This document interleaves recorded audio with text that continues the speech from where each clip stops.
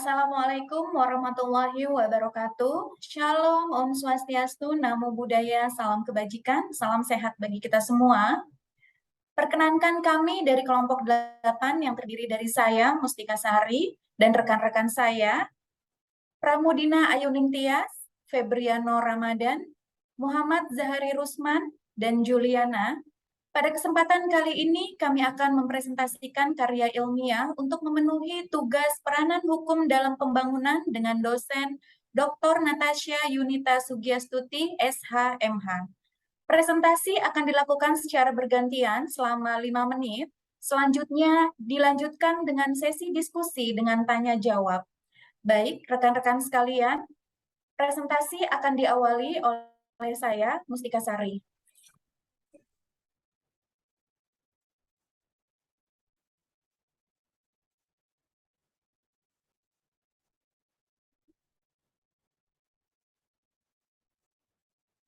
Perlindungan hukum atas merek yang memenuhi unsur persamaan pada pokoknya atau keseluruhannya dengan merek belum terdaftar dari situs pencarian Google.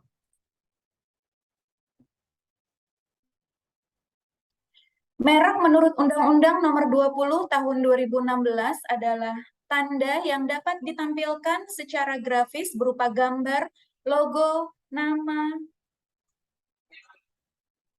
kata, huruf, angka, susunan warna dalam bentuk 2 dimensi dan atau 3 dimensi, suara, hologram, atau kombinasi dari 2 atau lebih unsur tersebut untuk membedakan barang dan atau jasa yang diproduksi oleh orang atau badan hukum dalam kegiatan perdagangan barang dan atau jasa. Merek merupakan daya pembeda dari satu produsen dengan produsen yang lainnya, dan merek merupakan aset tidak berwujud bagi pemilik merek. Dengan merek yang telah memiliki konsumen yang loyal, maka dapat dipastikan bahwa merek tersebut akan memberikan penghasilan yang lebih untuk perusahaannya. Lalu, merek merupakan citra dari perusahaan atau produsen, ini berkaitan dengan merek terkenal. Prinsip dari pendaftaran merek yaitu first to file. Siapapun yang mendaftarkan mereknya, pemilik merek tersebut akan mendapatkan hak eksklusif atas mereknya apabila didaftarkan pertama kali. Maka penting bagi merek tersebut harus didaftarkan untuk mendapatkan hak eksklusif. Hak eksklusif sendiri adalah hak yang diberikan oleh negara untuk menggunakan merek tersebut secara sendiri atau bisa untuk dilisensikan atau diizinkan digunakan oleh pihak lain. Dalam proses pendaftaran merek, ada pemeriksaan formalitas atau administrasi, ada publikasi, ada pemeriksaan substantif, dan penerbitan sertifikat. Untuk pemeriksaan substantif, di sini sangat krusial karena dilakukan oleh pemeriksa merek, dan pemeriksa merek akan melakukan proses pemeriksaan pada merek yang dimohonkan pendaftarannya dengan tools iProline atau Intellectual Property Online, ada dengan iPass, the Industrial Property Automation System, lalu menggunakan WIPO database, dan menggunakan situs pencarian Google. Untuk situs pencarian Google sendiri, maaf, sebentar.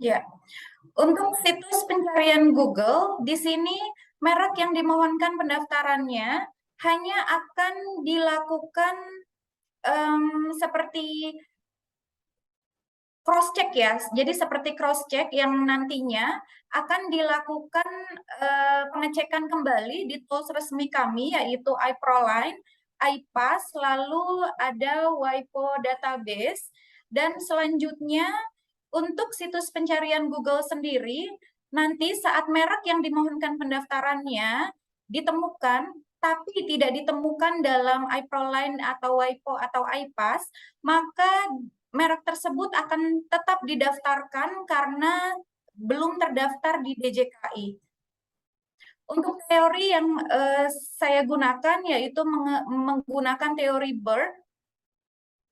Teori BERT memiliki 5 konsep, yaitu ada stability, kehidupan bermasyarakat, bernegara, terlebih lagi dalam berekonomi, memiliki berbagai kepentingan.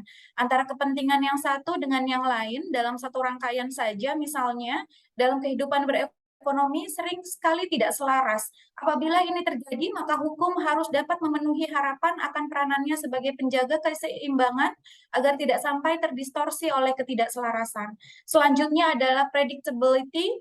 Kemampuan hukum berkaitan dengan hasil dari suatu kebijakan yang ditempuh, apa yang dapat dilakukan oleh hukum setelah dilakukannya suatu kebijakan, tindakan, dan perbuatan hukum, inilah yang kurang lebih dimaksudkan dengan kegiatan meramal atau predictability dari hukum. Lalu ada fairness, sikap anti monopoli dalam memajukan dan melindungi persaingan usaha yang sehat dengan jalan membuka akses yang seluas-luasnya bagi setiap warga negara untuk mengembangkan potensinya mencapai kesejahteraan dengan pembinaan dan pengawasan dari pemerintah. Lalu ada education, sistem hukum dalam kaitannya dengan perencanaan, pelaksanaan, dan pengawasan kegiatan ekonomi sebaiknya dapat juga menampilkan serta memberikan pendidikan. Pendidikan dalam kaitan ini bermakna sebagai pembinaan terhadap para pelaku ekonomi dan warga masyarakat pada umumnya. Yang terakhir, menurut teori Burke ini adalah the special development abilities of the lawyer.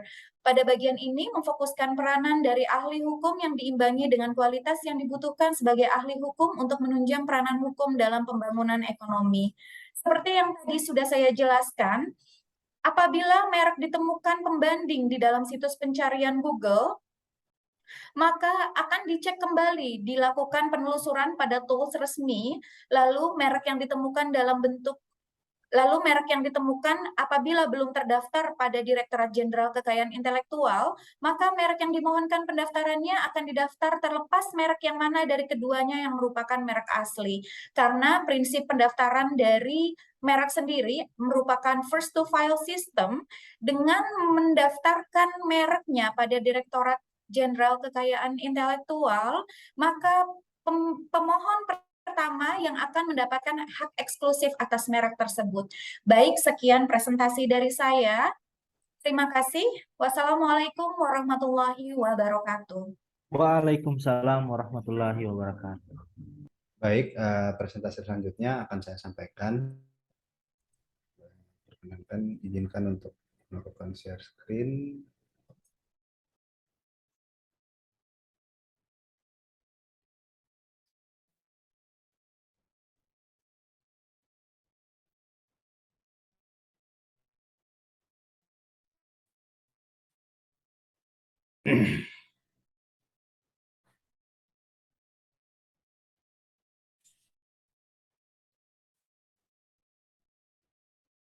Oke, sudah terlihat share screen saya? Oke, sudah. Oke, baik. Assalamualaikum warahmatullahi wabarakatuh. Saya dalam kesempatan ini akan melakukan presentasi terkait dengan karya saya, penelitian saya dengan judul Pengawasan Kemitraan oleh Komisi Pengawas Persaingan Usaha Republik Indonesia sebagai upaya peningkatan kesejahteraan UMKM.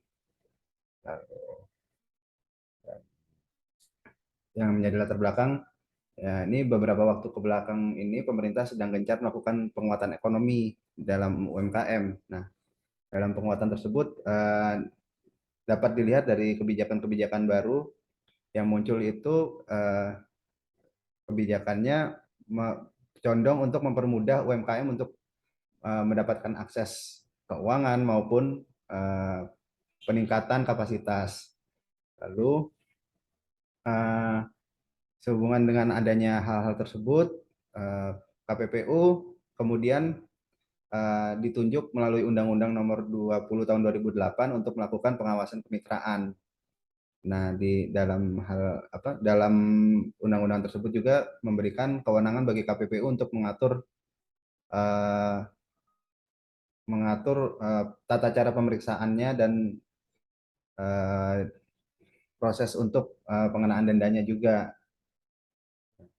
Lalu ini dalam fenomena tersebut kemudian muncullah permasalahan yang menjadi permasalahan dalam hal ini, dalam fenomena ini adalah bagaimana pandangan terkait penunjukan KPPU sebagai lembaga pengawas kemitraan dalam tujuannya untuk peningkatan kesejahteraan UMKM. Jika hal tersebut ditinjau dari teori Burke, yang mana teori Burke itu sebagaimana dikutip oleh Leonard G. T. Burke, ya, yang pertama ada stability, predictability, fairness, education, dan special ability of lawyer.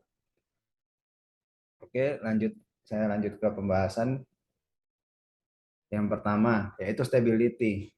Stability dalam hal ini dalam hal pengawasan kemitraan, stability adalah adanya jaminan perlindungan yang diberikan oleh negara kepada UMKM ini dalam hal bermitra dengan pelaku usaha yang lebih besar. Dalam kemitraan kan pelaku usahanya itu tidak seimbang. Jadi ada pelaku usaha besar yang bermitra dengan pelaku usaha menengah, dan pelaku usaha menengah yang bermitra dengan pelaku usaha kecil dan mikro. Jadi perlindungan yang diberikan adalah perlindungan kesamaan hak. Jadi tidak ada pelaku usaha yang saling merugikan. Misalkan apabila pelaku usaha yang lebih besar memberikan kerugian bagi pelaku usaha yang lebih kecil yang bermitra dengan dirinya, maka negara akan memberikan perlindungan agar tidak terjadi abuse of bargaining position, seperti itu. Lalu yang kedua adalah pengecualian, stability dalam hal pengecualian. Dengan banyaknya aturan hukum yang ada, negara memberikan pengecualian bagi UMKM untuk mendapatkan kemudahan akses keuangan lebih tentunya, ya, seperti keuangan seperti misal bunga yang cukup rendah, atau ada beberapa bantuan langsung yang diberikan oleh pemerintah. Kemudian predictability, undang-undang mampu memprediksi potensi permasalahan di masa depan. Nah, dalam pembentukannya, Undang-Undang Nomor 20 Tahun 2008 ini telah memprediksi akan terjadinya permasalahan yang terjadi di lapangan. Seperti contoh misalnya di tahun 2008 memang baru disahkan undang-undangnya, tapi beberapa tahun kebelakangan ini KPPU menerima laporan bahwa terjadi pelanggaran kemitraan, di mana pelanggaran yang dimaksud ini adalah pelanggaran pasal 35 Undang-Undang Nomor 20 Tahun 2008, yang mana pasal tersebut itu menyatakan bahwa pelaku usaha besar dilarang memiliki atau menguasai pelaku usaha yang menengah. Begitupun pelaku usaha yang menengah dilarang memiliki atau menguasai pelaku usaha kecil maupun mikro. Nah, itu di pasal 36-nya ditunjuklah KPPU sebagai lembaga yang melakukan pengawasan kemitraan. Nah, di tahun 2008 sampai memang belum terjadi permasalahan, tapi undang-undang telah melakukan prediksi bahwa masalah menguasai dan penguasaan dan kepemilikan itu merupakan salah satu potensi masalah. Di sisi lain terdapat prinsip-prinsip kemitraan yang saling mempercayai, menguntungkan, melindungi, dan memberikan transfer pengetahuan. Nah, itu terjadi akhirnya dugaan-dugaan pelanggaran itu di masa yang akan datang. Di 2008 telah diprediksi, dan beberapa tahun belakangan ini KPPU menerima laporan dan inisiatif sampai bahkan di tahun 2021 terdapat 13 perkara yang masuk. Lalu lanjut kepada fairness, yaitu undang-undang memberikan keadilan bagi seluruh pihak. Ya, memang diberikan keadilan untuk seluruh pihak. Jadi adil yang dimaksud dalam hal ini adalah baik pelaku usaha yang bermitra maupun yang menjadi pelaku usaha besar itu memiliki hak dan kewajiban yang sama dalam mata hukum. Jadi Undang-Undang 20 tahun 2008 itu semangatnya adalah sama-sama untuk membangkitkan ekonomi nasional. Eh, jadi tidak ada mentang-mentang pelaku usaha kecil dapat bertindak seenaknya saja dengan memberikan dampak kerugian bagi pelaku usaha besar. Tidak. Jadi undang-undang tersebut memberikan keadilan bagi seluruh pelaku usaha baik yang besar maupun yang kecil untuk terlindungi hak dan hak-haknya agar dengan tujuan akhir yaitu kemajuan ekonomi nasional. Selanjutnya, education. Education yang terdapat dalam Undang-Undang Nomor 20 Tahun 2008 adalah salah satunya yakni transfer pengetahuan dan pembangunan SDM melalui kemitraan. Jadi kemitraan ini bukan semata-mata hanya pelaku usaha besar mengambil bahan baku mentah dari pelaku usaha kecil, yang mana pelaku usaha kecil ini merupakan UMKM, biasanya itu koperasi. Nah, tapi pelaku usaha besar juga wajib melakukan transfer pengetahuan, mulai misalkan dalam bidang pertanian maupun perkebunan, yaitu bagaimana cara melakukan penanaman yang baik, penggunaan pupuk yang benar seperti apa, dan juga pengelolaan keuangan dan manajemen sumber daya manusianya itu harus dilakukan oleh pelaku usaha besar kepada yang menjadi mitranya, yang pelaku usaha kecil. Jadi pelaku usaha besar itu berkembang secara keuangannya, secara profit, dan pelaku usaha kecil akan berkembang secara pengetahuan dan sumber daya manusianya. Jadi tidak prinsip saling menguntungkan ini sama-sama tercapai gitu. Yang terakhir yaitu the special development abilities of the lawyer. Jadi lawyer yang dimaksud dalam hal ini bukan lawyer yang dimaksud seperti dalam bahasa Indonesia ya, ini lawyer adalah pengacara, bukan. Lawyer yang dimaksud dalam hal ini adalah penegak hukum ya. Penegak hukum yang ada dalam undang-undang ini adalah KPPU. KPPU sendiri adalah penegak hukum dari Undang-Undang Undang-Undang Nomor 20 Tahun 2008. Mengapa KPPU disebut sebagai penegak hukum? Mengapa KPPU akhirnya ditunjuk sebagai penegak hukum? Karena berdasarkan track recordnya, KPPU merupakan lembaga yang mengawasi tentang persaingan usaha. Nah, dengan track record yang mengawasi persaingan usaha, berarti KPPU itu sudah sangat sering berhubungan dengan pelaku usaha baik besar maupun kecil. Jadi pada akhirnya dengan penunjukan KPPU ini, maka dianggap KPPU sudah dapat melakukan pengawasan kemitraan karena sudah terbiasa berhubungan dan bersinggungan dengan pelaku usaha. Dan yang sekian presentasi dari saya. Kemudian silakan dilanjut oleh rekan-rekan yang lain. Terima kasih. Assalamualaikum warahmatullahi wabarakatuh. Waalaikumsalam warahmatullahi wabarakatuh. Baik, selanjutnya akan saya presentasikan materi ataupun poin-poin penting dari karya ilmiah saya. Untuk itu saya izin share screen.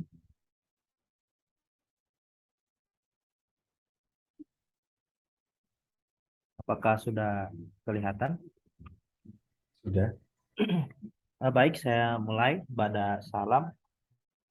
Yang menjadi poin materi saya yakni meneguhkan nasionalisme di era 4.0. Sebelumnya perlu saya jelaskan memang kajian ini tidak terpaku di dalam bidang hukum. Dia membutuhkan kajian-kajian ilmu lain karena sejatinya hukum itu harus mampu menjadi alat untuk menyelesaikan berbagai macam permasalahan, sehingga judul saya tidak spesifik ke bidang hukum. Langsung saja, yang menjadi pokok permasalahan di dalam karya saya ini yang pertama adalah revolusi industri itu adalah ataupun bagaikan pisau bermata dua. Dia memiliki efek negatif maupun positif. Dan yang menjadi fokus kajian ini lebih ke poin budaya. Jadi budaya masyarakat Indonesia yang memiliki dampak ataupun revolusi industri 4.0 ini berdampak besar terhadap budaya. Kenapa saya lebih fokus ke budaya? Bagi saya, budaya ini mampu mempengaruhi berbagai macam hal, baik itu ekonomi, politik, dan lain sebagainya. Karena budaya lebih melekat kepada pribadi orang masing-masing. Yang berikutnya, soal nasionalisme, kita ketahui bersama bahwa nasionalisme ini merupakan satu kepercayaan yang dimiliki oleh sebagian besar individu yang dimana mereka menyatakan rasa kebangsaan sebagai perasaan memiliki secara sama untuk satu bangsa. Singkatnya bahwa nasionalisme ini melekat kepada pribadi orang-orang itu sendiri yang memiliki rasa tanggung jawab, yang memiliki kecintaan terhadap satu bangsa ataupun negara. Kenapa nasionalisme ini sangat penting ataupun sangat penting untuk dijaga dari permasalahan revolusi industri ini? Karena ketika kita tidak memiliki rasionalisme, otomatis pengabdian kita terhadap negara itu akan kurang. Beda rasanya ketika seseorang mengabdi hanya dasar misalnya materi dengan atas dasar kecintaan. Sebab dengan dasar kecintaan kita akan lebih tulus dan mati-matian terhadap permasalahan tersebut. Yang berikutnya, untuk menganalisis ataupun membedah permasalahan-permasalahan yang sudah saya kemukakan di paper yang sudah dikirim, saya menggunakan teori of legal system. Ini yang dikemukakan oleh Friedman yang menyampaikan bahwa teori sistem hukum di mana terdapat 3 komponen utama dari suatu sistem hukum, yakni meliputi struktur, substansi, dan budaya. Poin pentingnya ini adalah di budaya.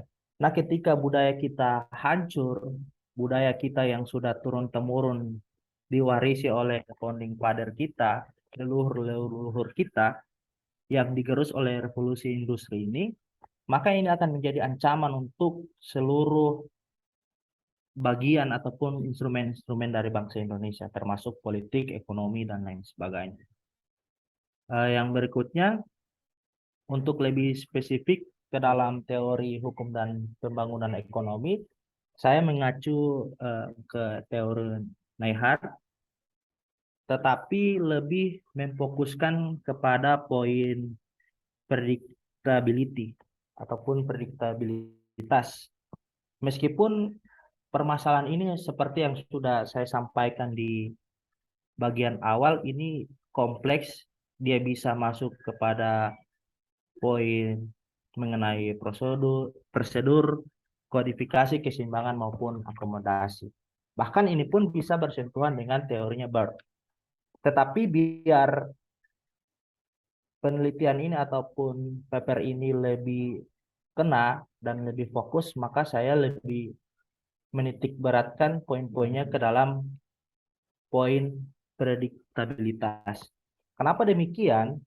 Kalau kita baca maupun kita pahami soal teori ini negara diharuskan ataupun diwajibkan untuk mampu memprediksi masalah-masalah ke depan. Apalagi soal revolusi industri ini sudah diingatkan oleh berbagai belahan dunia, termasuk di Indonesia pun sudah ditegaskan oleh Presiden Jokowi bahwa revolusi industri ini merupakan masalah yang tidak bisa dianggap remeh. Bahkan Jokowi pun menyampaikan bahwa kita harus membuat roadmap untuk Indonesia ke depan. Biar revolusi industri ini yang bisa menguntungkan bangsa Indonesia ini dengan mengambil sisi positifnya. Eh, yang berikutnya, berdasarkan pisau analisis yang saya kemukakan tadi dan permasalahan-permasalahan yang sudah disampaikan di awal, maka solusi yang saya tawarkan berdasarkan referensi-referensi yang ada maupun penjelasan-penjelasan dari para ahli, tetapi lebih fokus ke wilayah memperbaiki ataupun melindungi nasionalisme dalam artian budaya hukumnya, yakni dengan menanamkan nilai-nilai Pancasila. Karena dengan nilai-nilai Pancasila ini kita bisa memfilter soal keterbukaan informasi, budaya-budaya luar yang mulai diadopsi oleh masyarakat, khususnya kaula muda. Karena Pancasila ini bisa kita katakan sebagai filosofi Groundslah negara yang menjadikan ia bintang penuntut kehidupan dalam berbangsa dan bernegara. Jadi saya rasa Pancasila adalah salah satu solusi yang ampuh untuk memfilter keterbukaan informasi di revolusi industri 4.0. Yang berikutnya, pendidikan karakter pada generasi muda. Kita ketahui bersama bahwa generasi muda ini memiliki peranan yang penting. Selain peranan penting di masa muda mereka, generasi muda ini akan menjadi generasi yang menggantikan generasi-generasi yang sedang menduduki pucuk pimpinan. Bagaimana kita akan menciptakan pimpinan yang berkualitas, yang memiliki kapabilitas untuk memimpin negara, ketika generasi muda ini tidak mampu kita persiapkan untuk menjadi pemimpin-pemimpin yang sangat luar biasa. Yang terakhir, ini bersentuhan dengan hukum, yakni dengan mewujudkan supremasi hukum.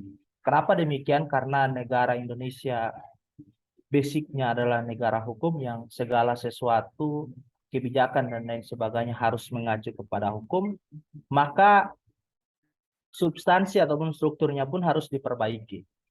Sehingga budaya ataupun kebiasaan masyarakat itu bisa dibentengi dengan kebijakan-kebijakan yang sudah diatur dalam produk peraturan perundang-undangan. Mungkin sekian yang bisa saya sampaikan.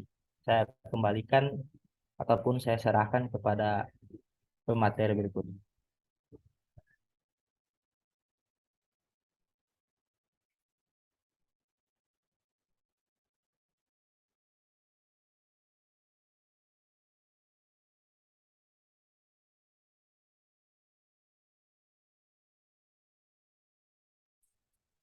Terima kasih atas waktu yang diberikan.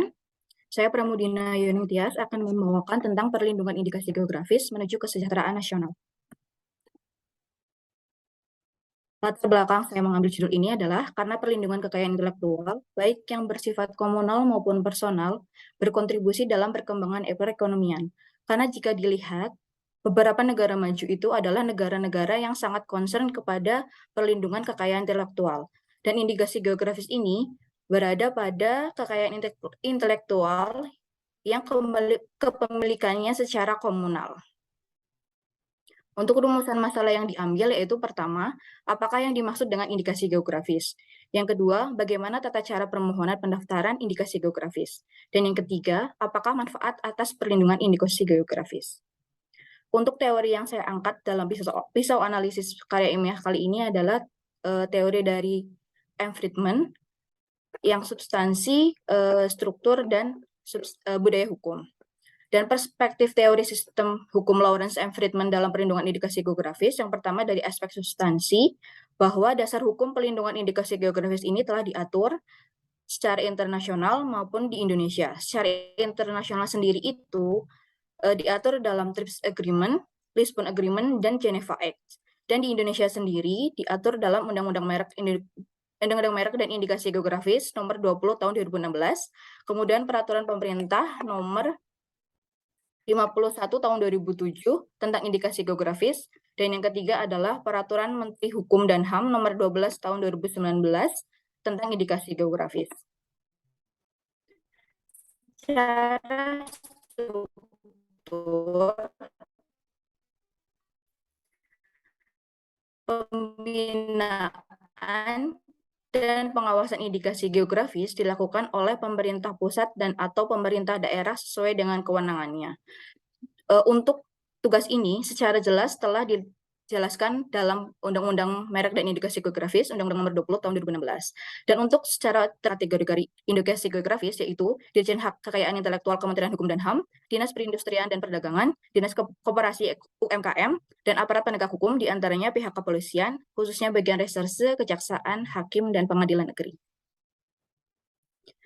Secara aspek budaya hukum, indikasi geografis yaitu pendaftarannya itu bertujuan untuk menjamin kepastian hukum pemegang indikasi geografis, dan yang kedua memberikan kemanfaatan atas perlindungan indikasi geografis tersebut, baik untuk pemegang hak lingkungan geografis tempat produk tersebut dihasilkan maupun untuk pemerintah.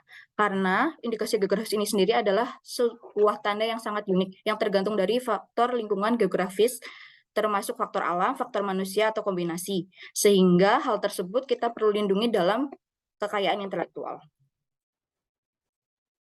Manfaat atas perlindungan indikasi geografis untuk kesejahteraan nasional. Hal ini telah disebutkan dalam alinea keempat pembukaan Undang-Undang Dasar Negara Kesatuan Republik Indonesia tahun 1945 yang berbunyi, melindungi segenap tumpah darah Indonesia dan seluruh tumpah darah Indonesia dan untuk memajukan kesejahteraan umum. Sehingga kesejahteraan negara merupakan model kebijakan negara yang mengarah pada perlindungan sosial atau kesejahteraan masyarakat. Secara nyata, manfaat atas perlindungan indikasi geografis untuk kesejahteraan nasional dapat saya perinci dalam 4 poin, yaitu pertama, tidak dicuri, diakui, dan diklaim oleh bangsa lain. Yang kedua, mengoptimalkan hak ekonomi dari indikasi geografis yang ada di suatu daerah. Hak ekonomi adalah hak untuk memperoleh keuntungan ekonomi atas kekayaan intelektual. Yang ketiga, berdampak langsung maupun tidak langsung terhadap masyarakat dan kawasan penghasil produk indikasi geografis. Dan yang keempat, meningkatkan penerimaan negara bukan pajak. Berikut yang dapat saya sampaikan, selanjutnya saya serahkan kepada pemateri setelahnya.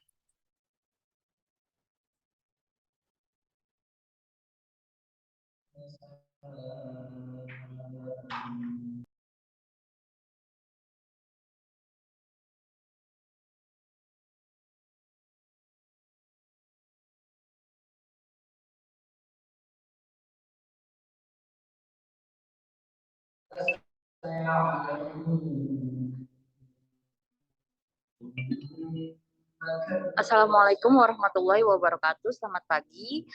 Saya Juliana. Hari ini ingin mempresentasikan tentang pendaftaran merek secara online di masa pandemi, khususnya untuk UMKM. Ya, untuk selanjutnya next. Latar belakang tanggal 10 April 2002 mulai ditetapkan PSBB untuk menghindari adanya lonjakan besar kasus positif COVID-19. Untuk itu, loket mulai ditutup, kemudian untuk para pemeriksanya mulai menggunakan aplikasi yang bernama Oproline atau Intellectual Property Online. Ya, next. Untuk permasalahannya, bagaimana proses pendaftaran merek online di DJKI? Yang kedua, apa kendala yang dihadapi oleh pemohon merek dalam melaksanakan pendaftaran merek online ini? Yang ketiga, bagaimana upaya dari pemerintah untuk menanggulangi atau menyelesaikan kendala tersebut? Ya, next. Metode penelitian yang penulis gunakan kali ini adalah metode penelitian analisis normatif. Ya, next. Untuk kerangka teorinya, penulis menggunakan teori J.D. Neihardt, teori hukum dan pembangunan ekonomi. Untuk implementasinya berdasarkan dari salah satu konsep Neihardt dalam peranan hukum terhadap perekonomian adalah hukum secara prosedural dapat diberlakukan untuk mencegah atau menyelesaikan konflik dalam merek. Kemudian yang kedua, dengan berkembangnya teknologi, peraturan atau hukum merek ini pun turut menyesuaikan dengan adanya pendaftaran merek secara online. Hal ini pun terkait dengan konsep hukum dari Neihardt, sistem hukum bersifat adil dan seimbang dalam memberikan hak-hak kepada warga serta memberikan akomodasi dalam hal memberikan pelayanan terhadap pendaftaran merek secara online.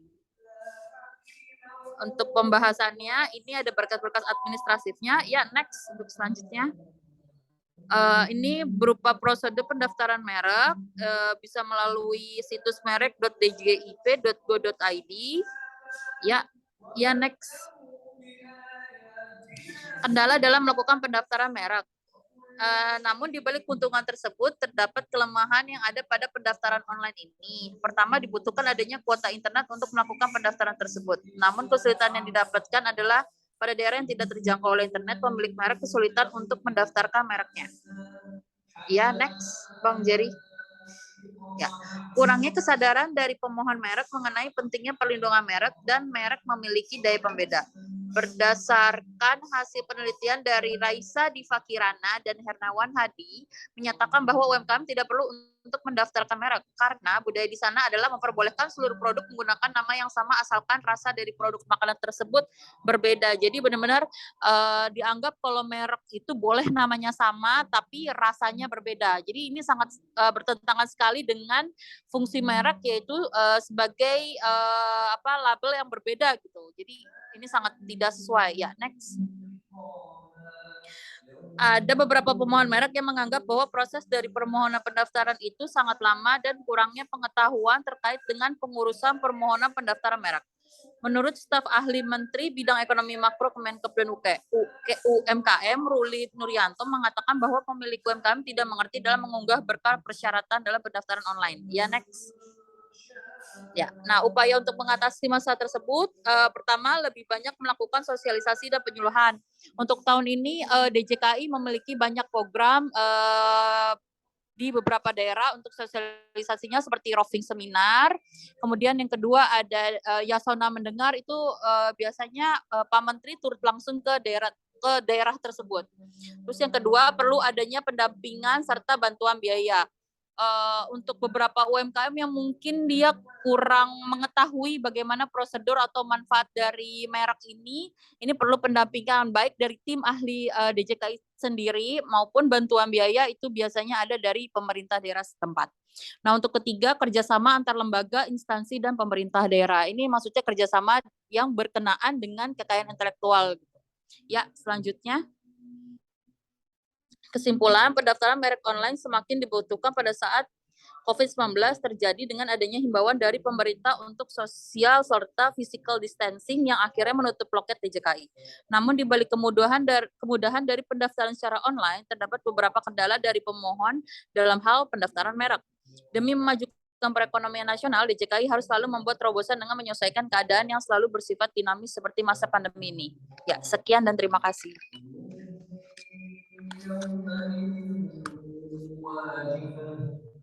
Baik, terima kasih atas presentasinya, rekan-rekan sekalian. Saat ini kita akan masuk pada sesi diskusi, yaitu sesi tanya-jawab. Dan untuk teman-teman yang ingin bertanya, langsung bisa mengungkapkan pendapatnya saja. Baik, terima kasih.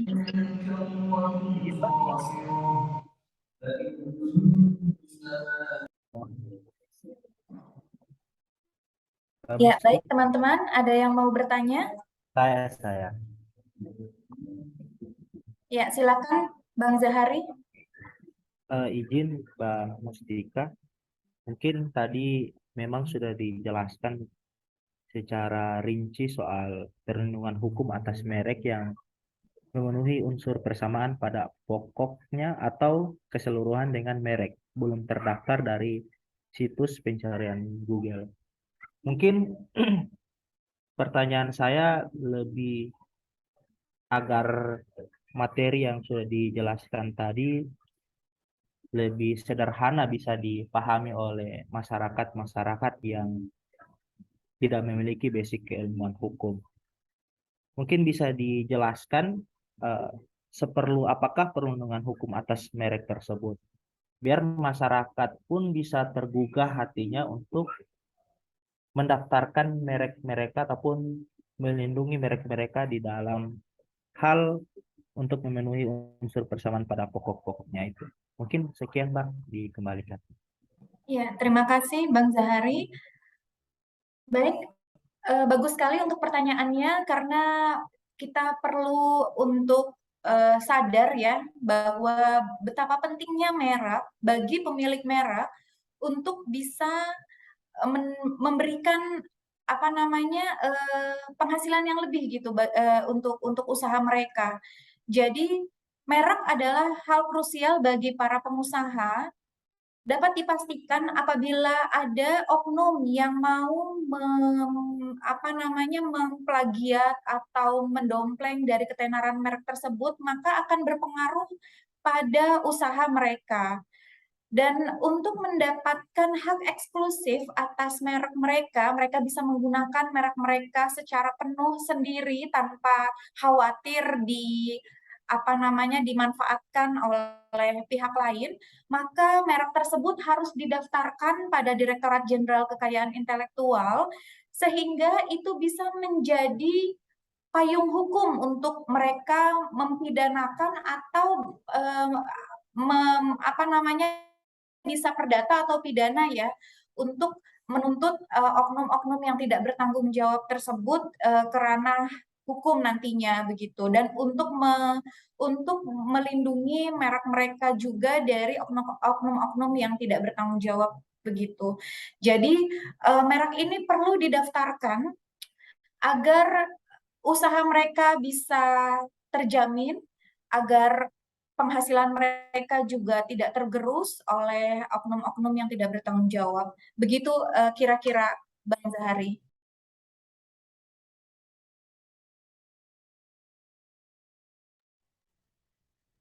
Ya, selanjutnya saya ingin bertanya untuk Pramudina.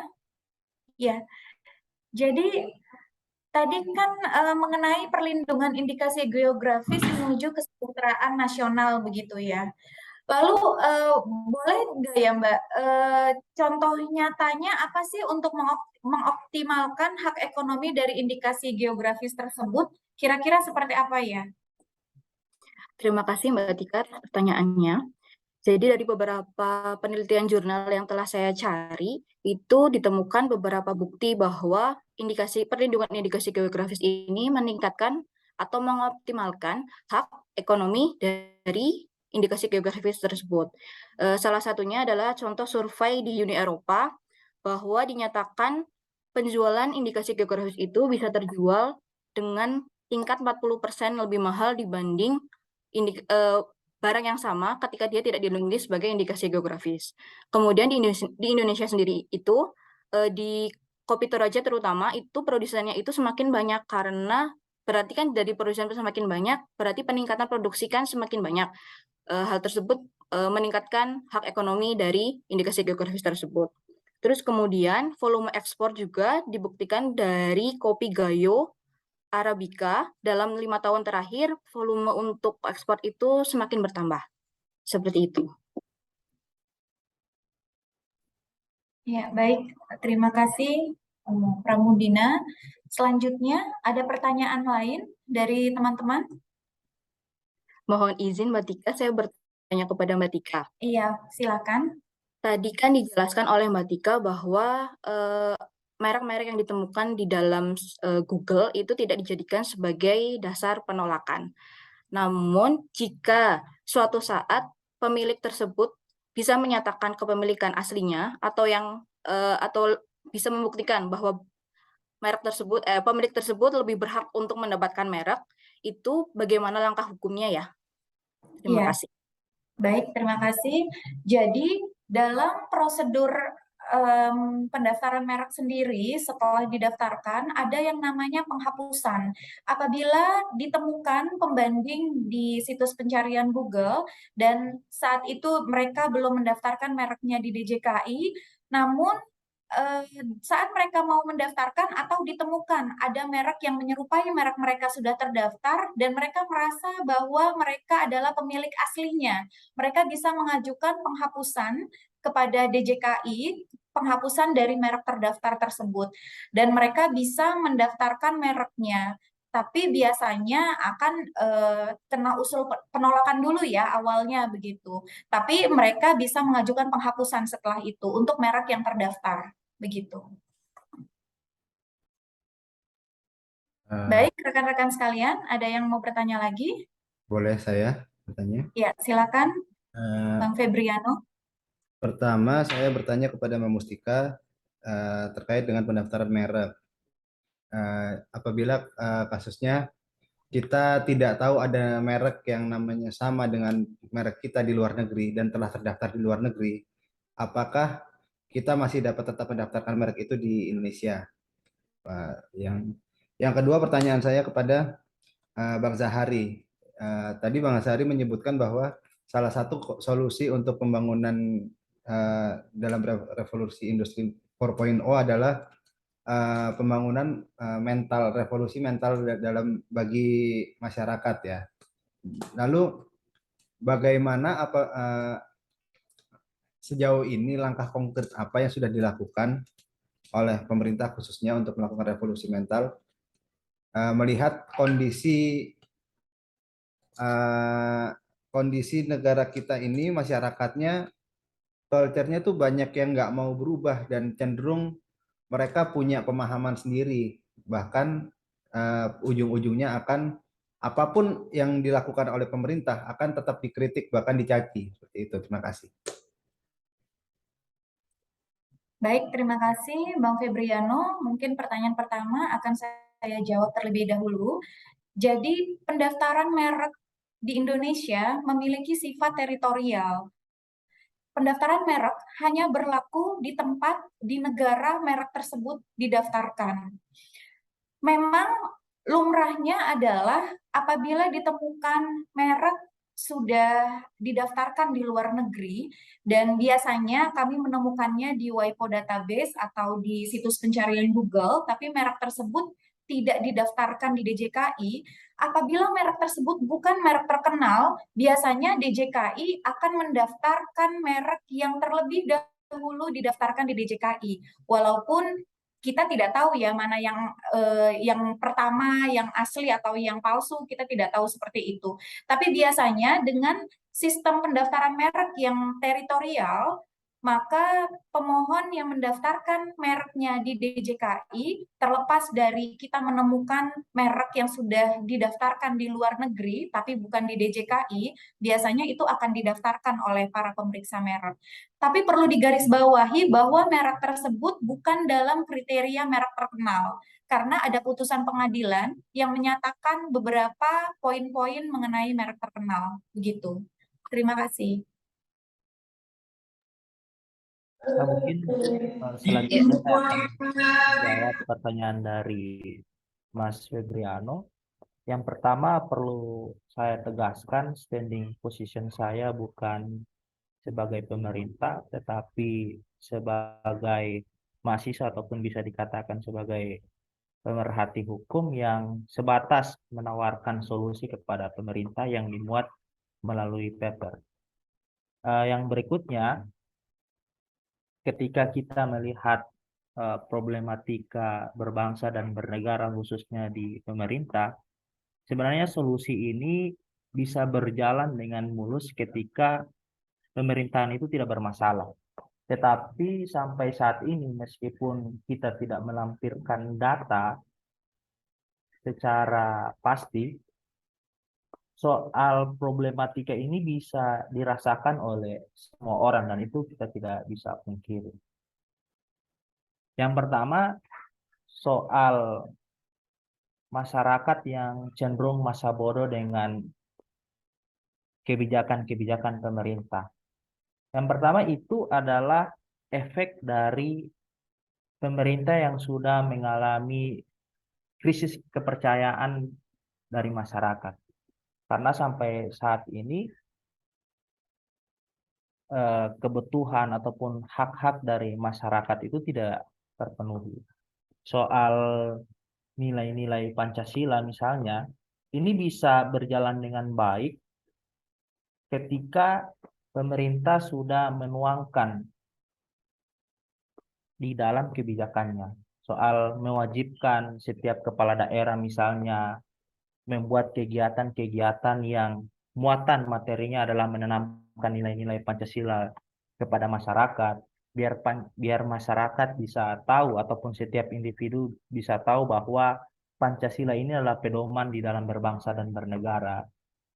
Kebijakan yang mewajibkan kepada pemerintah daerah untuk menanamkan bahwa nasionalisme itu penting, menanamkan bahwa kita ini adalah bagian dari bangsa, sehingga mau buruk atau tidaknya sebuah bangsa itu tergantung kita. Mau kita disakiti dan lain sebagainya, kita harus tetap mengembangkan bangsa. Yang berikutnya soal pendidikan karakter, yaitu seperti yang dijelaskan di pemaparan tadi bahwa pendidikan karakter ini sebenarnya bisa dijalankan melalui instansi-instansi pendidikan, dan ketika kita mau fair dengan pemerintah itu pun sudah mulai berjalan. Misalnya dengan adanya ekstrakurikuler, pramuka, pelatihan dasar kepemimpinan di sekolah-sekolah ataupun di tingkat mahasiswa. Dan yang terakhir, meskipun krisis kepercayaan kepada pemerintah ini masih marak dan mempengaruhi solusi yang ditawarkan, ini bisa kita bentengi ataupun kita bisa berikan solusi, yakni dengan mewujudkan supremasi hukum. Ya, karena negara kita basicnya adalah negara hukum yang kalaupun keadaan yang memaksa hukum harus memaksa masyarakatnya untuk taat terhadap hukum yang ada, maka supremasi hukum ini adalah solusi yang paling tepat untuk mengakomodir dua solusi yang saya tawarkan tadi.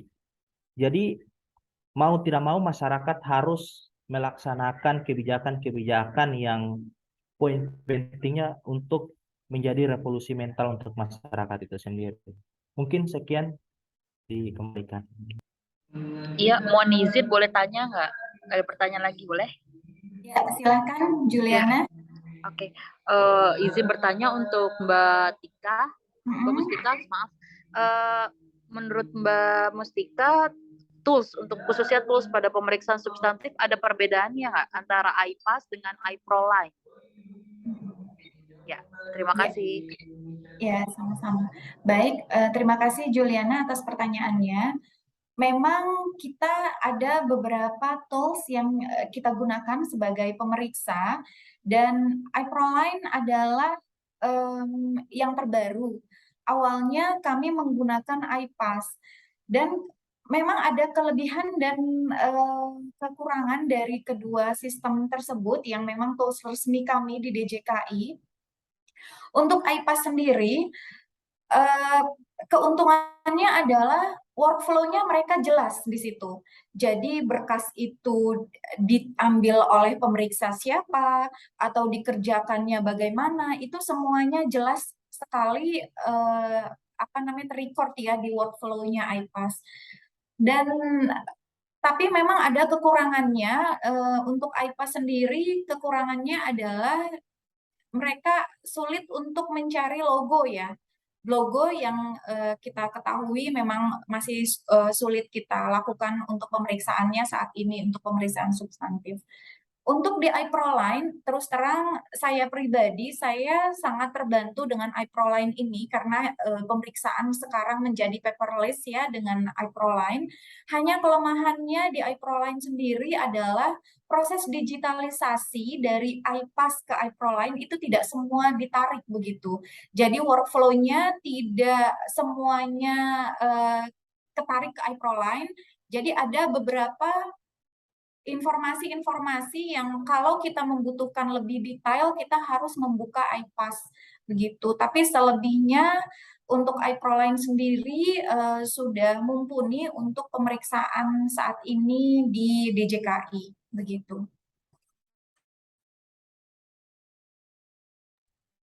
Baik, bagaimana rekan-rekan sekalian, masih ada pertanyaan? Masih, Mbak Mustika. Iya. Untuk Mbak Juliana ya. Tadi kan membahas tentang pendaftaran merek secara online ya. Jadi yang saya pertanyakan ini, kalau mendaftarkan merek secara online itu di masa sekarang, apakah perlu menyerahkan dokumen hard copy kepada DJKI?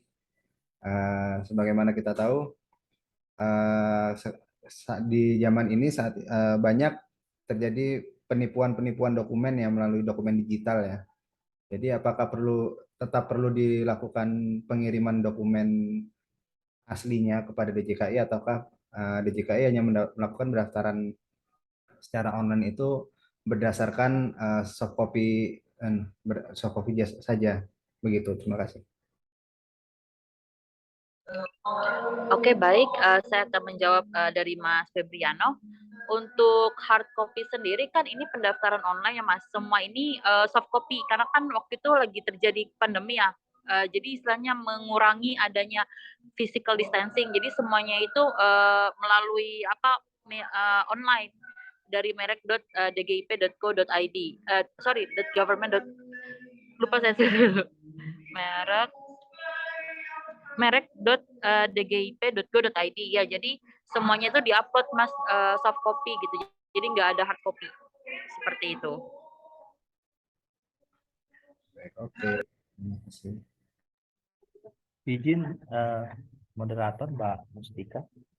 Iya, silakan Bang Zahari. Mungkin saya ingin mengajukan pertanyaan kepada Mbak Juliana. Ini pertanyaan memang tidak spesifik di dalam pembahasan, ini lebih ke budaya yang ada. Memang transformasi dari secara langsung ke online soal pendaftaran merek ini merupakan sesuatu yang tidak semudah membalikkan telapak tangan. Pasti setiap instansi sudah memiliki kebiasaan yang bisa kita sebut dengan kata kasar uang pelicin dan lain sebagainya. Sehingganya apa yang menjadi pertanyaan saya, apakah pendaftaran merek secara online ini bisa mengurangi praktek-praktek demikian atau tidak? Nah, kalaupun iya, ya pasti soal pendaftaran merek ini bagi saya tidak perlu dikembalikan kepada pendaftaran merek secara tatap muka. Mungkin sekian dikembalikan, Mbak. Oke, baik, terima kasih. Izin saya akan menjawab pertanyaan dari Mas Jahari. Untuk masalah istilahnya lebih ke calo ya Mas ya, lebih ke calo, iya.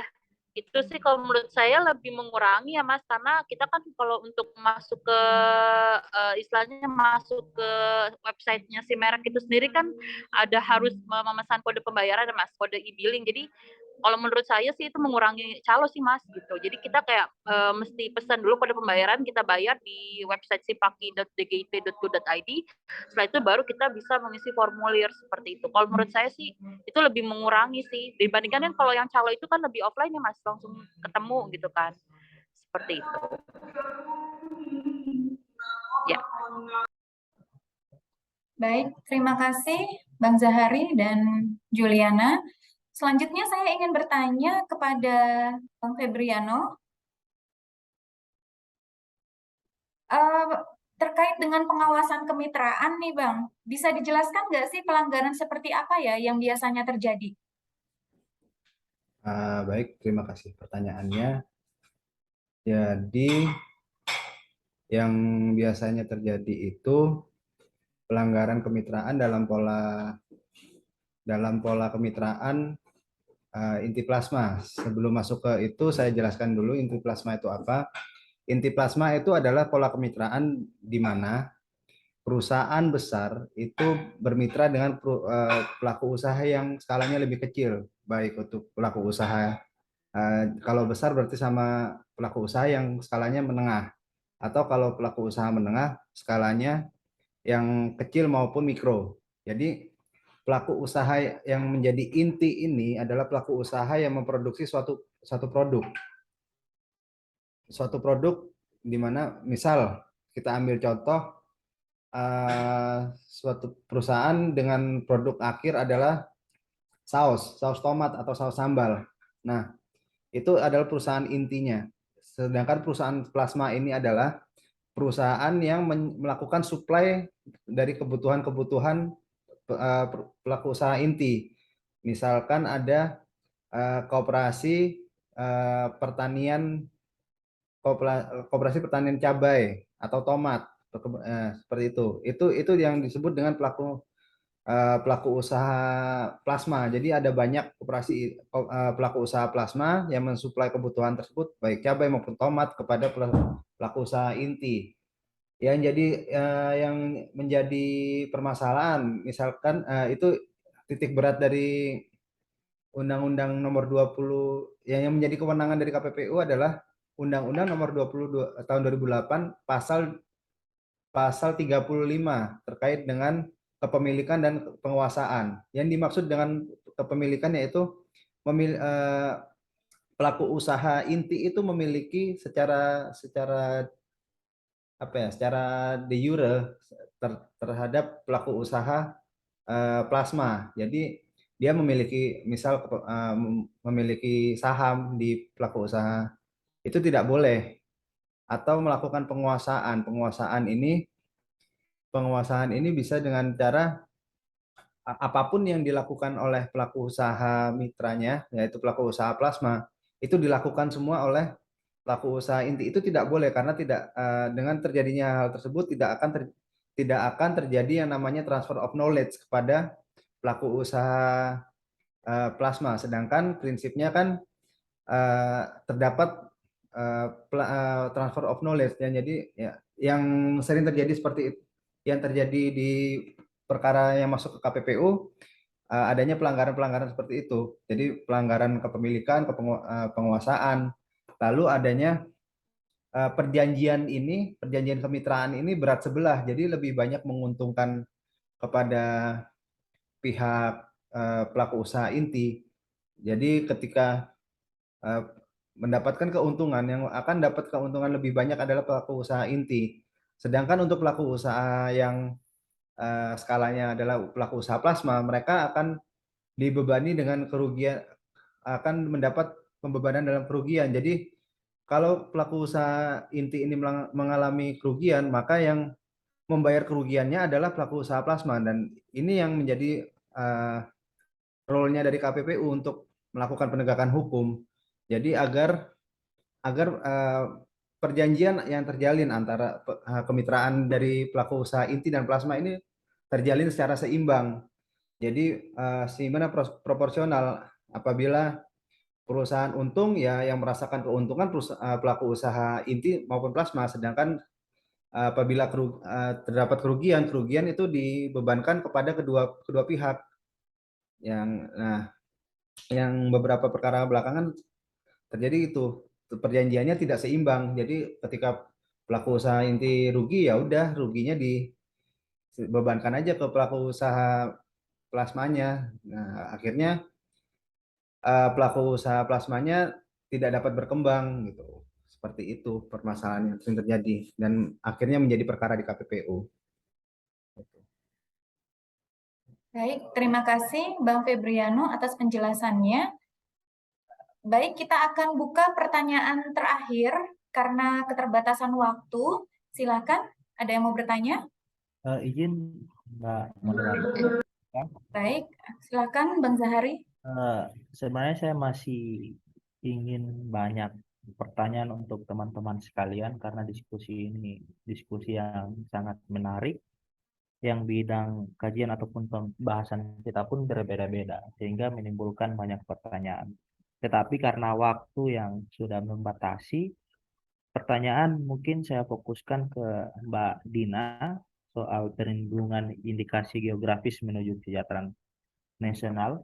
Ini bagi saya ini adalah kajian yang baru kalau dilihat dari sudut pandang masyarakat pada umumnya. Jadi yang jadi pertanyaannya adalah apa efek dari perlindungan indikasi geografis terhadap kesejahteraan nasional, yang selanjutnya mungkin bisa disertai soal contoh nyata pengoptimalan hak ekonomi dari indikasi geografis tersebut. Mungkin sekian, dikembalikan. Terima kasih Mas Zahari atas pertanyaan yang diberikan. Seperti yang tadi saya sebutkan bahwa perlindungan indikasi geografis itu ada beberapa poin yang saya kemukakan tadi, ada 4 poin. Yang pertama adalah tidak diklaim atau diakui oleh negara lain. Karena perlindungan kekayaan intelektual itu, terutama untuk indikasi geografis itu berkaitan dengan faktor lingkungan geografis. Jadi memang di Indonesia hanya ada, misalkan di Indonesia sendiri, ada beberapa contoh kasus yang sebelumnya pernah terjadi bahwa ketika indikasi geografis belum dilindungi, itu ada salah satu negara yang mengklaim, salah satu contohnya adalah Kei Kafiko dari Jepang, itu mengklaim kopi Arabica Toraja menjadi miliknya. Jika hal itu terjadi, maka segala keuntungan yang didapatkan dari kopi Arabica Toraja akan masuk ke dalam perusahaan Jepang tersebut. Namun dengan perlindungan indikasi geografis yang kemudian disetujui oleh Dijan Haki pada tahun 2013, kemudian keuntungan tersebut masuk kembali ke Indonesia, terutama kepada MPIG yang mendaftarkan kopi Arabica Toraja tersebut. Kemudian poin kedua itu adalah hak ekonomi. Hak ekonomi itu seperti tadi saya juga terjelaskan pada pertanyaan dari Mbak Mustika, hak ekonomi itu terjadi salah satunya adalah peningkatan penjualan, nilai penjualan, yaitu terutama dari beberapa survei di Uni Eropa itu jika produk yang sama dijual dengan indikasi geografis, itu akan meningkatkan penjualan dengan kapasitas 40% lebih mahal dibanding produk yang sama ketika dijual secara biasa, seperti itu. Dan kemudian perlindungan indikasi geografis juga memiliki kemanfaatan untuk masyarakatnya itu sendiri bagi MPIG yang telah mendaftarkannya, karena akan ada hak ekonomi yang mereka dapatkan, keuntungan yang mereka dapatkan, kemudian ada keterbukaan juga, lapangan usaha juga, terus kemudian dari sisi negara pun ada pemasukan yang terjadi di dalamnya, yaitu penerimaan negara bukan pajak salah satunya. Seperti itu yang bisa dapat saya jelaskan. Terima kasih. Baik, terima kasih rekan-rekan sekalian. Alhamdulillah presentasi kita telah berakhir kali ini. Dan terima kasih untuk kerjasamanya. Mudah-mudahan presentasi dan sesi tanya jawab ini bisa bermanfaat bagi kita semua. Baik, sebelum itu saya mohon maaf apabila ada salah kata, dan kami kelompok 8 mengucapkan terima kasih kepada dosen Dr. Natasha atas bimbingannya selama ini. Wabillahi taufik wal hidayah. Wassalamualaikum warahmatullahi wabarakatuh. Waalaikumsalam. Waalaikumsalam warahmatullahi wabarakatuh.